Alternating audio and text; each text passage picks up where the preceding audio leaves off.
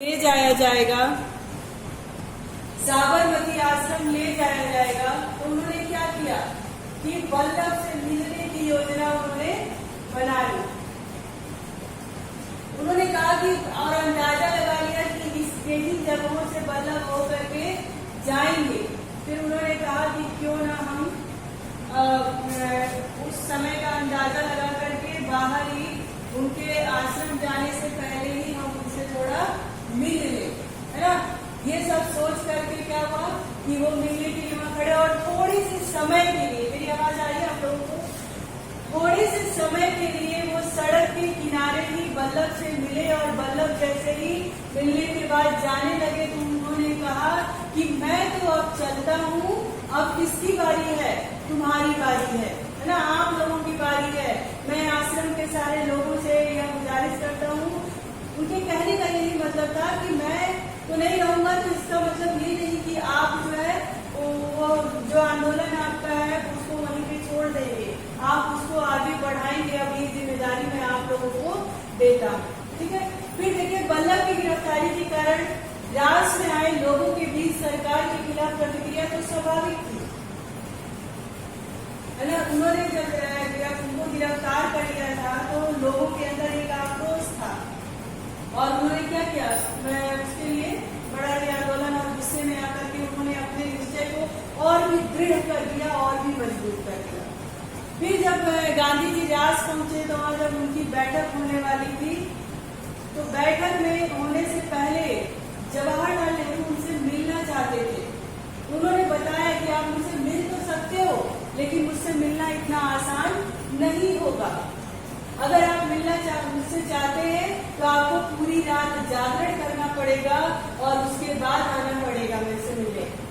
और मैं नहीं चाहता कि जो हमारे ऐसे लोग हैं जो देश के हित में काम कर रहे हैं उनको कोई नुकसान पहुंचे। यहाँ तक कल हम लोगों ने पढ़ा था, ठीक है।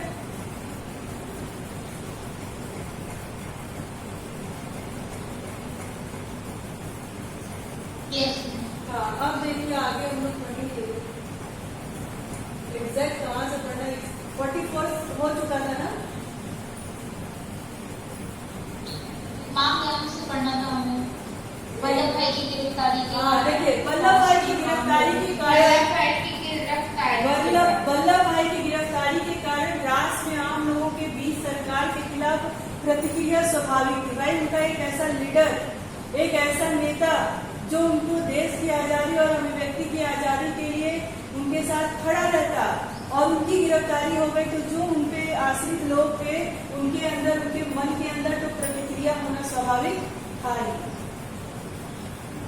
अब एक छोटी सी बात कह लो कि अगर आपके क्लास का कोई मॉनिटर है वो हमेशा आप लोगों के भले की सोचता है और एक दिन हम अचानक उसको क्या करें, स्कूल से निकाल दें या फिर आपके क्लास के मॉनिटरशिप से हटा दे, तो आपके अंदर क्या होगा?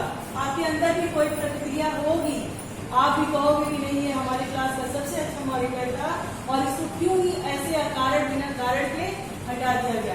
तो उसी तरह से था वहाँ के लोगों के अंदर। हाँ, कोई नहीं कहता, सब चाहते हैं मॉनिटर हट जाए। नहीं, ये एक उदाहरण है। अगर कोई मॉनिटर वल्लभ जैसा है तो मान लीजिए कि आप एकदम आजाद नहीं है, किसी के बंधुआ मजदूर है, पर आपको कोई एक उम्मीद की रोशनी मिल जाए और आपको उस बंधुआ मजदूरी से, उस नर्क से बाहर निकालने की हमेशा लगातार कोशिश करता रहे, है ना, लगातार कोशिश करता रहे और उसके बावजूद उस व्यक्ति को ही कोई नुकसान पहुंचा दे या फिर आप के लिए वो कोशिश कर रहा और उसके लिए उसको कहीं और रख दिया जाए, तो आपके मन में भी बेचैनी होगी। क्यों? क्योंकि वो आपके हित में काम कर रहा था ना।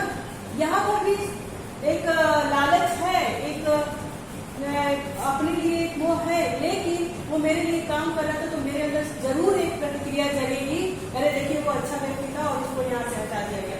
तो उसी तरह से वहाँ के लोगों के मन में भी ऐसी प्रतिक्रिया होना स्वाभाविक। गांधी की जनसभा से पहले ही गांव के सभी पुश्तैनी यानी पूर्वज, पुराने लोग, मुखिया और पटेल उन्हें अपना इस्तीफा सौंप गया। गांधी ने दांडी कूच को शुरू किया।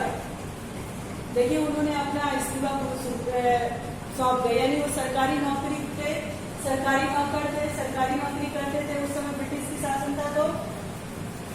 तो गांधी की जनसभा में आने के लिए उन्होंने अपने नौकरियों को छोड़ दिया, इस्तीफा दे दिया, रेजिग्नेशन लेटर दे दिया और वो स्वतंत्र अपने आप में हो गए एक नए आंदोलन की। गांधी ने दांडी कूच शुरू होने से पहले यह निश्चय कर लिया था कि वह अपनी यात्रा ब्रिटिश आधिपत्य वाले विभाग से ही करेंगे।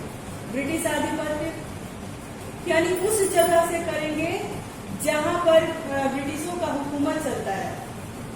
किसी राज घराने के इलाके में से नहीं जाएंगे। कह रहे थे कि मैं ये कहने का तात्पर्य उनका ये था कि मैं चोरी छुप के कहीं से नहीं जाऊंगा, किसी का आश्रय लेकर नहीं जाऊंगा।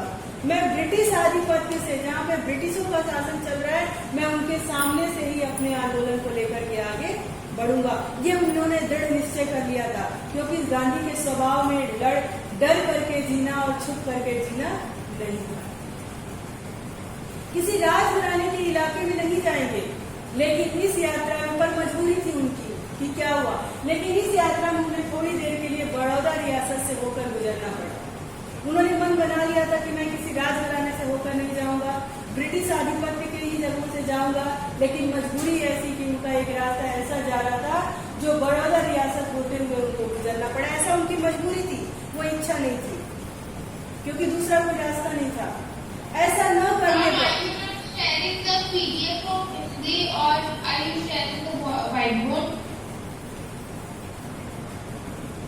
हाँ, आपको दिख ही रहा है। अच्छा, ओके, मैं शेयर करूँ।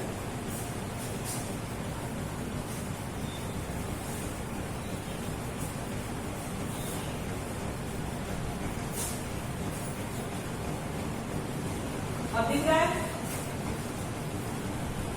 अब दिख रहा है? Yes, ma'am. Okay. Yes, ma'am. हाँ, तो क्या कहते हैं कि मेरी मजबूरी थी, अगर मैं ऐसा नहीं करता तो मेरी यात्रा क्या हो जाती, थोड़ी लंबी हो जाती, करीब 20 किलोमीटर लंबी हो जाती। लेकिन उनके पास क्या था, समय कम था और काम ज्यादा था। उन्होंने ये बिना चाहे, बिना मन से भी बड़ौदा रियासत से होकर के उनको गुजरना पड़ा। अगर ऐसा नहीं करते तो 20 किलोमीटर लंबी यात्रा हो जाती और उनका समय थोड़ा सा और खराब हो जाता। इसका असर यात्रा कार्यक्रम पर पड़ता, यह सब सोचते हुए उन्होंने उस रास्ते से जाने के लिए मंजूरी दे दी। सत्याग्रही गाजे बाजे के साथ रास में दाखिल हुए। जो गांधी के साथ सत्याग्रही थे, उनके जन आंदोलन में लोग शामिल थे, वो बड़े खुशी से गाजे बाजे के साथ, यानी छुप करके नहीं। यहाँ पे गाजे बाजे का तात्पर्य ये है कि छुप करके नहीं, एकदम शोर करते हुए बड़े उत्साह के साथ रास में दाखिल हुए। वहां गांधी को एक धर्मशाला में ठहराया गया, जबकि बाकी सत्याग्रही तंबुओं में थे। रास की आबादी करीब 3000 थी। यहाँ पे जानते ना आप लोग कि लेखक क्या बताना चाहते हैं। कहते हैं कि रास की आबादी जो थी वो करीब 3000 थी, लेकिन उनकी जनसभा में 20,000 से ज्यादा लोग थे। अब सोचो, रास की छोटी सी जगह थी कि वहां पे जो आबादी थी वो कुल 3000 की थी, पर गांधी के आंदोलन में 20,000 लोग से ज्यादा थे। कितने लोगों ने, कहां से लोगों ने उनके जनसभा में भागीदारी की। अपने भाषण में गांधी ने पटेल की गिरफ्तारी का जिक्र करते हुए कहा, जब रास में गांधी ने भाषण दिया तो वहां पे पटेल की गिरफ्तारी का चर्चा किया, जिक्र करना यानी चर्चा करना, करते हुए कहा, सरकार को यह सजा आपकी सेवा के पुरस्कार के रूप में मिली। वहां पे लोगों से कहा, जब लोगों के अंदर आक्रोश था तो थोड़ा सा उनको पॉजिटिव वो देने के लिए उन्होंने कहा कि आप ये मत समझो कि उनको सजा मिल गई है। जो सरकार ने उनको यह सजा दी है, यह सजा आपकी सेवा में, यानी आपकी आजादी की लड़ाई के लिए आप ये मानो कि सरदार को पुरस्कृत किया गया है, उसको पुरस्कार मिला है। किसके लिए? क्योंकि ये आप लोगों की, आप ये जनता जो है, उनकी सेवा में उनको ये सजा मिली। तो आप इसको बुराई मत समझो, आप इसको अपनी ताकत बना लो। उन्होंने ऐसा कहना चाहा। ठीक है, अब आगे देखिए क्या है। कहा कि सरकारी नौकरी से इस्तीफे का उल्लेख किया गया है। उन्होंने कहा कि सरकारी नौकरी से इस्तीफे का उल्लेख, जो इस्तीफा यानी रेजिग्नेशन लेटर का उल्लेख किया है, और कहा है कि कुछ मुखी और तलाटी गंदगी पर मक्खी की तरह चिपके हुए। इन्होंने ये कटाक्ष मारा, ये मतलब एक तरह से उनके ऊपर टिप्पणी किया, कहा कि कुछ लोग तो ऐसे हैं जिन्होंने मेरे जनसभा में आने के लिए अपनी सरकारी नौकरी से इस्तीफा दे दिया, पर अभी भी कुछ ऐसे देशद्रोही हैं, ऐसे लालची लोग हैं, ऐसे मुखबिर लोग हैं जो अभी भी उस गंदगी की, यानी ब्रिटिश शासन को गंदगी कहा और उन लालची लोगों को मक्खी कहा। ताकि अभी भी कुछ ऐसे लोग हैं जो उनकी मुखबिरी कर रहे हैं, यानी उनकी तीमारदारी कर रहे हैं, उनकी चमचागिरी कह लो कर रहे हैं और उनकी तलाटी यानी तलवे चाट रहे हैं। बस वो ये सोच रहे हैं कि किसी तरह से हमारी नौकरी बनी रहे और देश जाए खड्डे में, उससे हमको कोई मतलब नहीं है। गांधी जी यह अपने शब्दों से उन पे तीखा बाण छोड़ रहे हैं और कह रहे हैं अभी भी कुछ लालची लोग हैं, देशद्रोही हैं, जो उस अंग्रेजों की गुलामी कर रहे हैं और वो सिर्फ क्या कर रहे हैं, अपने विषय में सोच रहे हैं। उन्हें अपने निजी तुच्छ स्वार्थ को भूलकर इस्तीफा दे देना चाहिए। वो कहते हैं कि अगर वो सच में इस भारत के निवासी हैं और सच में उनके अंदर अगर थोड़ा सा भी गश्त है तो उनको क्या करना चाहिए, अपने निजी स्वार्थ को भूलकर, तुच्छ लिखा है, निजी तुच्छ स्वार्थ को भूलकर, यानी अपने निजी छोटी सी तुच्छ स्वार्थ है उसको भूलकर उनको भी इस्तीफा दे देना चाहिए और हमारे जन आंदोलन में उनको भी शामिल होना चाहिए। उन्होंने कहा आप लोग कब तक उन्हीं लोगों को जो हमारे देशद्रोही थे, हमारे यहाँ की खबरें उन अंग्रेजों तक पहुँचाते थे और उनके तलबे चाटते थे, जो लालची लोग थे, तो उनको कहते हैं कि आप लोग कब तक गाँव को चूसने में अपना योगदान देते रहेंगे। गाँव यहाँ पे अपने देश की बात की गई थी, भारत देश की। उन्होंने कहा कि कब तक आप अपने लोगों को, अपने ही लोगों का खून चूसते रहोगे, अपने ही लोगों की बुराई के बारे में सोचते रहोगे। सरकार ने ये जो लूट मचा रखी है उसकी ओर से क्या अभी तक आपकी आंखें नहीं खुली? लूट मचा रखी है, यानी जो ये सरकार है हम लोगों के ऊपर जो जिस तरह का अत्याचार फैला रखी है, जिस तरह का अत्याचार वो कर रही है हमारे साथ, क्या आपकी आंखें अब तक खुली नहीं? क्या ये चीजें आपको अब तक नहीं दिखी कि अभी भी आप उनकी तीमारदारी कर रहे हो, उनके तलवे चाट रहे हो, उनकी मुखबिरी कर रहे हो? फिर देखिए गांधी ने क्या कहा। गांधी ने रास में भी राजद्रोह की बात पर जोर दिया और कहा कि उनकी गिरफ्तारी अच्छी बात होगी। सरकार को खुली चुनौती देते हुए उन्होंने कहा, गांधी ने रास में जो भाषण दिया उसमें राजद्रोह की बात कही। उनको किसी से डर नहीं लगा, वो बिना डरे उन्होंने अपनी बात रखी और खुल करके उन्होंने कहा कि अगर उसके बाद मेरी गिरफ्तारी होती है तो मैं ये सरकार को खुली चुनौती देता हूँ कि यह अच्छी बात हो। अब फिर बादल घिर आए हैं, या कहो सही मौका सामने है। अब फिर बादल घिर आ रहे, यानी पहले हमारा भारत देश था, उस पर अंग्रेजों का शासन हुआ, एक तरह से भारत में विपत्ति ही आई थी। तो उन्होंने एक इशारा किया कि अब फिर वही विपत्ति वापस से आने वाली है, यानी अंग्रेजों अब तुम समझ जाओ, या कहो कि अब हमारे सामने एक सही मौका आ गया है, ये अब हम अपने आप को आजाद करा लेंगे, आपके सामने भी हमारी स्थिति अब जल्दी आ जाएगी। अगर सरकार मुझे गिरफ्तार करती है, कह रहे कि अगर सरकार मुझे गिरफ्तार करती है तो यह एक अच्छी बात है, मुझे 3 माह की सजा होगी तो सरकार को लज्जा आएगी। सरकार पे व्यंग कर रहे हैं, ब्रिटिश शासन पे व्यंग कर रहे हैं, कह रहे हैं कि अगर सरकार मुझे सजा देती है तो ज्यादा से ज्यादा ही सेवा तो मुझे 3 महीने की सजा देगी और उस समय उन सरकार को लज्जा आएगी, शर्म आएगी। राजद्रोही को तो काला पानी देश निकाला या फांसी की सजा हो सकती है। कह रहे हैं कि सरकार मुझे क्या करेगी, जो मैं कर रहा हूँ उसके लिए वो 3 महीने की सजा देगी, मैं फिर बाहर आऊंगा। लेकिन जो राजद्रोही है, अपने ही देश का जो दुश्मन है, उसको तो काला पानी, देश निकाला या फांसी की सजा हो सकती है। मुझ जैसे लोग अमर राजद्रोही होना अपना धर्म माने तो उन्हें क्या सजा मिलनी चाहिए? कह रहे हैं कि मुझ जैसे लोग, यानी गांधी अपने आप को कह रहे हैं कि अगर मेरे ही जैसे और राजद्रोही हो, राजद्रोही का मतलब यहाँ पे है अगर उस समय ब्रिटिश शासन था तो हम किसी शासन के अंदर थे, लेकिन अपनी आजादी के लिए हम उस राज से विद्रोह कर रहे थे, दुश्मनी ले रहे थे। तो उन्होंने कहा कि मैं इस राजद्रोह को अपना धर्म क्योंकि मैं अपने लिए लड़ रहा हूँ, अपने देश के लिए लड़ रहा हूँ। तो ऐसे राजद्रोह के लिए कौन सी सजा मिलनी चाहिए?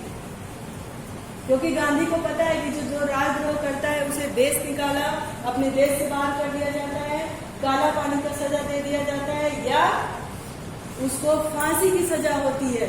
लेकिन जो अपनी देश की आजादी के लिए सरकार से दुश्मनी ले रहा हूँ, उस राजद्रोह के लिए कौन सी सजा मिलेगी? सत्याग्रही शाम 6 बजे रात से चले और 8 बजे कानकापुर पहुंचे। उस समय लोग यात्रा से कुछ थके हुए थे और कुछ थकान इस आशंका से थी कि मही नदी कब और कैसे पार करेंगे। नदी के किनारे पहुंचते ही समुद्र की ओर से आने वाली ठंडी बयार यानी ठंडी हवा, बयार का अर्थ होता है हवा। अगर हवा का पर्यायवाची शब्द अगर पूछे तो आप बयार भी लिख सकते हैं, ठीक है। बयार का अर्थ होता है हवा। आप लोग अंडरलाइन कर लेंगे अगर आपके पास बुक है तो, और लिख लेंगे इसमें, इसको हवा कहते हैं। हवा का अगर पर्यायवाची शब्द लिखने को आए तो आप बयार भी लिख सकते हैं, इसको ध्यान रखिएगा। तो कहे कि ठंडी बयार, कह रहे कि नदी के किनारे पहुंचते ही समुद्र की ओर से ठंडी ठंडी हवाएं आने लगी। बयार ने सत्याग्रहियों का स्वागत किया। ठंडी हवाओं ने सत्याग्रहियों का, जो जन आंदोलन में लोग शामिल थे, उनका स्वागत किया। मानो ऐसा लग रहा था कि समुद्र भी चाहता है कि यह आंदोलन हो। कानकापुरा में 105 साल की बूढ़ी, देखिए वहां पे क्या घटना होती है कि कानकापुरा में 105 साल की एक बूढ़ी महिला ने गांधी के माथे पर तिलक लगाया और कहा, महात्मा जी स्वराज लेकर जल्दी वापस आना। उन्होंने कहा, हे महात्मा जी, गांधी को कहा कि महात्मा स्वराज लेकर वापस आना, यानी अपने देश की आजादी लेकर ही वापस आना। गांधी ने कहा, मैं स्वराज लिए बिना नहीं लौटूंगा। गांधी ने उस 105 साल की बूढ़ी महिला के आंखों में अपने स्वराज के लिए चमक देखते हुए कहा कि मैं बिना स्वराज लिए वापस नहीं लौटूंगा। गांधी की जनसभा का निर्धारित समय, गांधी की जो जनसभा होने वाली था उसका समय निश्चित था 8 बजे, लेकिन कानकापुर पहुंचने में थोड़ी देरी हुई और इस कारण 1 घंटे के लिए स्थगित कर दिया गया। स्थगित यानी 1 घंटे के लिए उसको आगे बढ़ा दिया। जनसभा में गांधी ने ब्रितानी कुशासन यानी ब्रिटिश सरकार की बात किया, ब्रितानी कुशासन का जिक्र किया।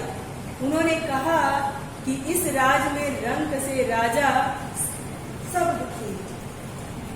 आपने भी कहानी सुनी होगी, तो ब्रिटिश शासन में जो राजा था वो भी दुखी था क्योंकि अंग्रेजों के आगे उनकी नहीं चलती थी, और जो प्रजा था, जो आम लोग थे, सब दुखी थे, कोई भी खुश नहीं था। ब्रिटिश शासन होता, लेकिन वो अगर उससे सभी लोग खुश होते तो हमें कोई दिक्कत नहीं।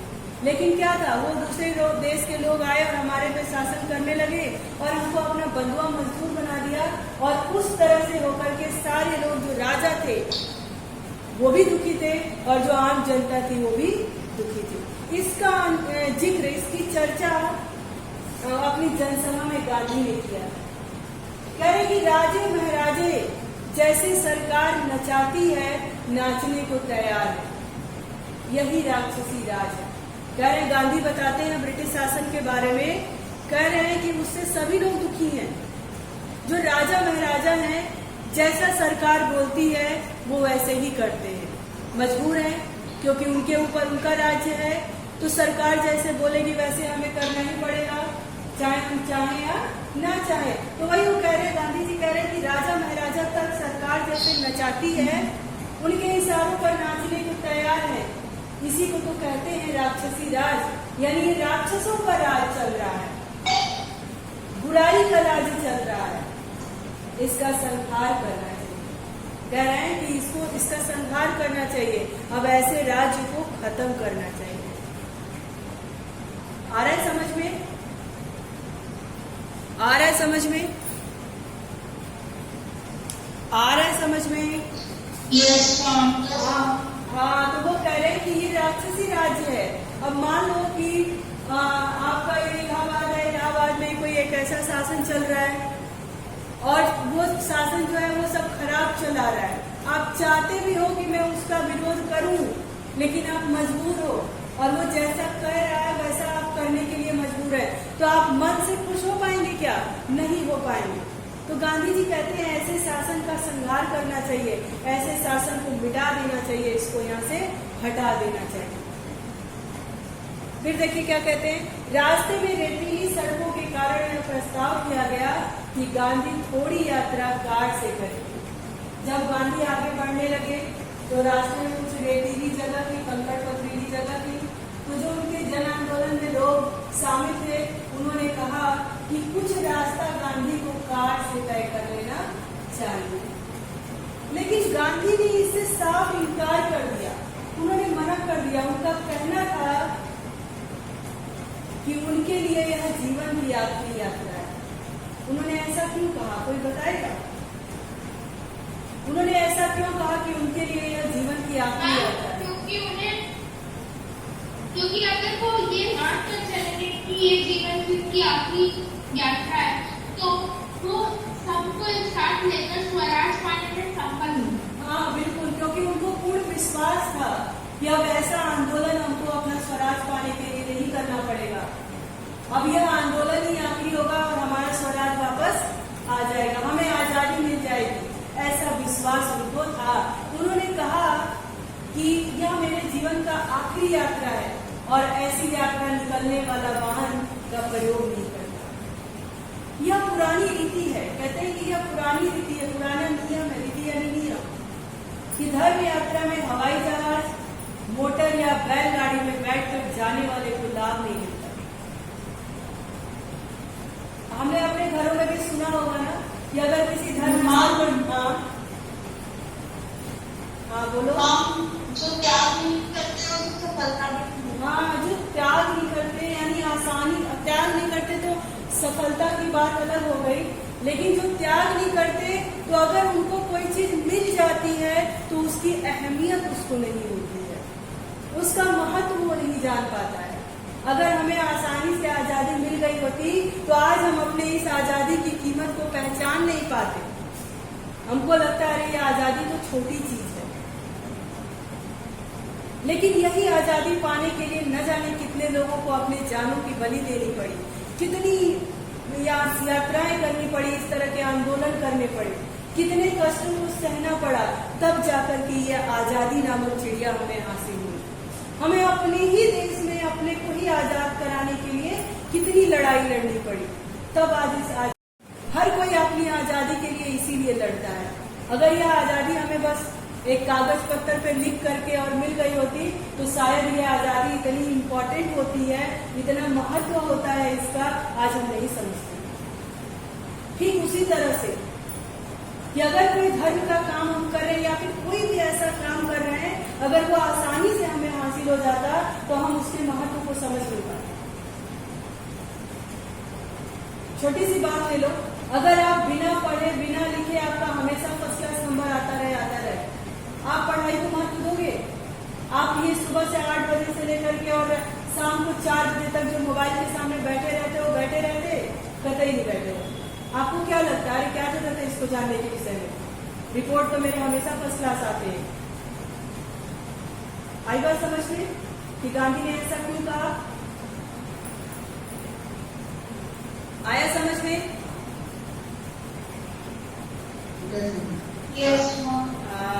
तो देखिए वो कहते हैं कि उन्होंने कहा कि मेरी नजर में और पुरानी रीति भी यही है कि धर्म यात्रा में हवाई जहाज, मोटर कार या बैलगाड़ी में बैठकर जाने को कोई लाभ नहीं मिलता। यात्रा में कष्ट सहे, लोगों का सुख दुख समझे, तभी सच्ची यात्रा होगी। अब देखिए आगे क्या है।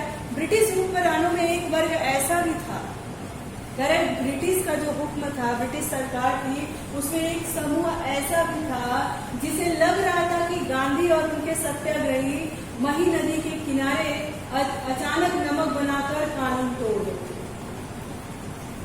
कुछ लोग ऐसे थे जिनको लग रहा था कि गांधी जी छुपा करके अचानक वहां पे रातों रात नमक बना लेंगे और कानून तोड़ देंगे।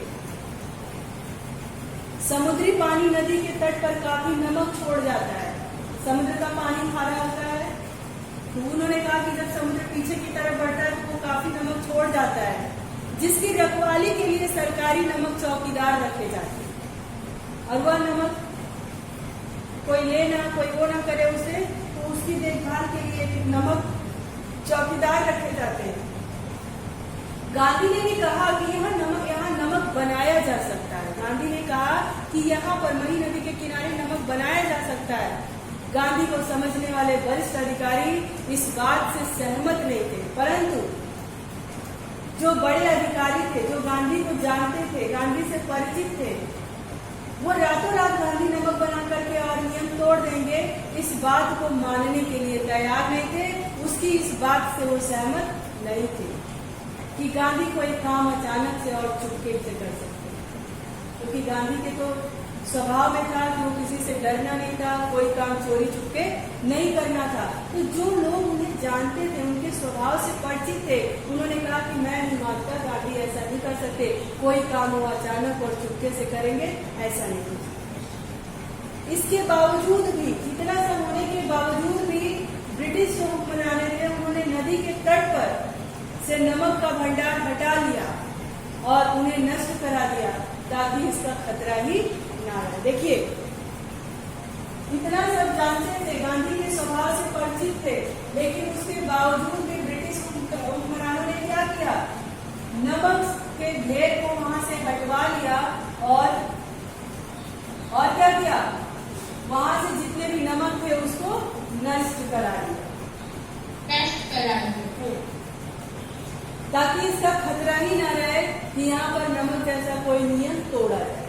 अच्छा, देखिए, नियमों के अनुसार उन दिन की यात्रा कानकापुर में गांधी के भाषण के बाद समाप्त हो जाएगी। नियम के अनुसार, यानी जो तय हुआ था उसके अनुसार उस दिन की यात्रा कानकापुर के भाषण के बाद, कानकापुर में जो गांधी ने भाषण दिया था उसके बाद वो समाप्त हो जानी थी, लेकिन इसमें परिवर्तन कर दिया गया। परंतु क्या हुआ, वहां पे थोड़ा सा बदलाव कर दिया गया। यह तय पाया गया कि नदी को आधी रात के समय समुद्र का पानी चढ़ने पर पार किया जाए, ताकि कीचड़ और दलदल में कम से कम चलना पड़े। आधी रात हो गई थी, तो लोगों ने कहा कि हम लोग नदी का पानी जब रात में एकदम ऊपर की तरफ बढ़ जाता है, तो उस समय यदि हम लोग यात्रा करें तो कीचड़ और दलदल में हमें कम से कम चलना पड़ेगा, और कम से कम चलना पड़ेगा तो हम जल्दी पार हो जाएंगे और कोई खतरा भी ऐसा नहीं रहेगा। और कीचड़ और दलदल से चलेंगे तो हो सकता हो कोई नुकसान हो जाए, किसी के पैर फंस जाए, कुछ भी। तो उन्होंने कहा कि चलो हम लोग थोड़ा सा अपने टाइम टेबल में बदलाव करते हैं और क्या करते हैं, नदी को आधी रात के समय समुद्र का पानी जब चढ़ने लगता है, ध्यान रहे समुद्र का पानी जो है वो दिन में पीछे की तरफ चला जाता है, और जैसे जैसे शाम होने लगती है, रात हो जाती है, तो नदी का समुद्र फिर आगे बढ़ जाता है और खूब उफान लिए, खूब ऊंचाई तक वो हो जाता है ना। तो कहे जब नदी एकदम चढ़ी हुई रहे, ऊपर की तरफ रहे, कि दलदल और कीचड़ का डर ना रहे, तब हम लोग ये नदी पार करते हैं, समुद्र को तब पार करते हैं। फिर क्या हुआ, तो उनका इतना समय थोड़ा सा आगे बढ़ गया, इसमें परिवर्तन आ गया समय में।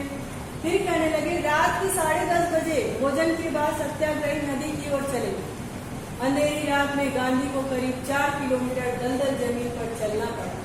कुछ लोगों ने गांधी को कंधे पर उठाने की सलाह दी, पर उन्होंने क्या किया, मना कर दिया। कहा यह धर्म यात्रा है और मैं चल कर ही इसको पूरी करूंगा। ठीक है, thank you class. Next class कल पढ़ाएंगे, आपको बता देंगे, या फिर आप लोग पढ़ लीजिएगा, थोड़ा सा बचा है।